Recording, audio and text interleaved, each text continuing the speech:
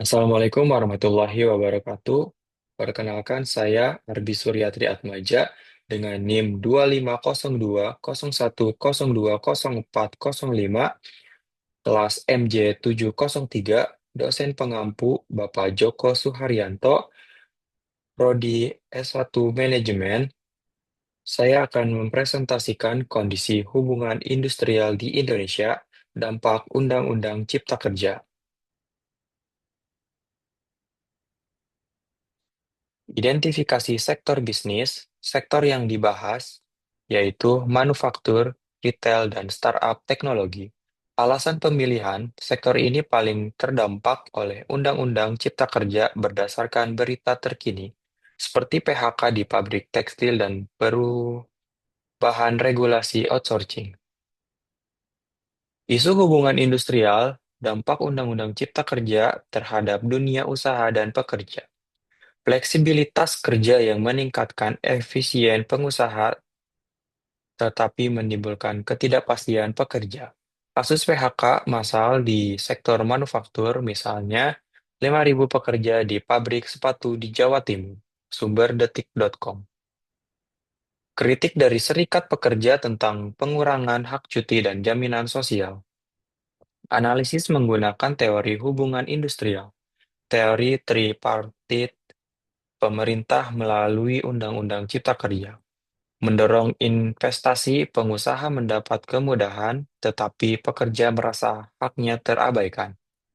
Negosiasi kolektif, serikat pekerja seperti KSPSI mendorong renegosiasi kontrak kerja untuk melindungi pekerja.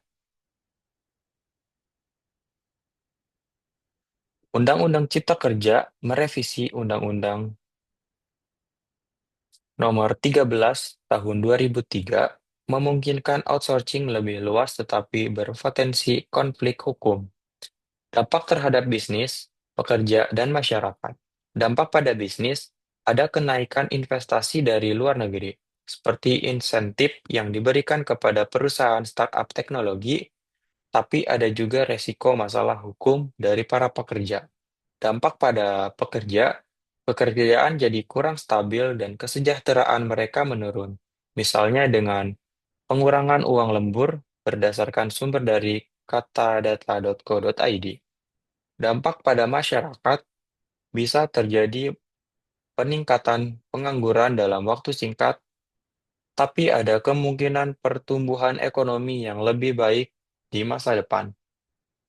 Strategi penyelesaian konflik dan rekomendasi, strategi gunakan mediasi bersama antara pemerintah, pengusaha, dan serikat pekerja. Rekomendasi, ubah undang-undang agar jaminan sosial untuk pekerja lebih kuat. Berikan pelatihan ulang kepada pekerja yang terkena PHK supaya bisa pindah ke bidang kerja baru. Perkuat peran serikat pekerja dalam pembicaraan bersama untuk membuat hubungan kerja lebih harmonis.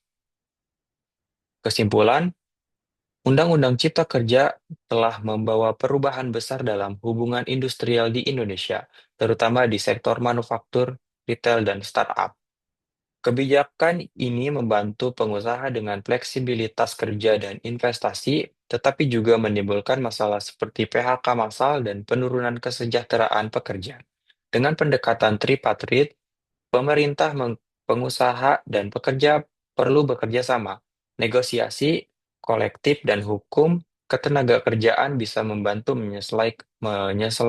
menyelesaikan konflik. Dampak keseluruhan, bisnis bisa tumbuh lebih cepat, tapi bekerja dan masyarakat, tetapi pekerja dan masyarakat menghadapi resiko pengangguran dan ketidakstabilan. Rekomendasi, lakukan mediasi bersama, perbaiki undang-undang untuk melindungi pekerja, dan berikan pelatihan ulang. Ini akan membuat hubungan industrial lebih harmonis dan berkelanjutan. Hubungan industrial yang baik penting untuk kemajuan ekonomi Indonesia. Sekian dari presentasi saya. Mohon maaf jika ada kekurangan. Wassalamualaikum warahmatullahi wabarakatuh.